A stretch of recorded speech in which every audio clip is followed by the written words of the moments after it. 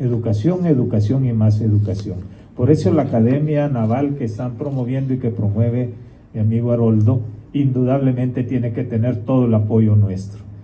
Recuerden que la Brigada de Infantería de Marina y el Comando Naval del Caribe están también bajo línea directa de mi despacho, ¿verdad? Yo voy a dar todo el aval y todo el apoyo que se requiera para que nuestras y nuestros jóvenes tengan esas certificaciones navales que tan importantes son en el mundo.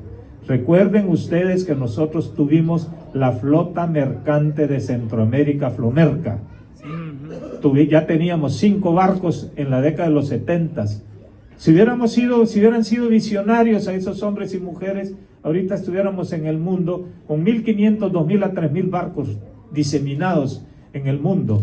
No tuviéramos necesidad de andar pagando flete.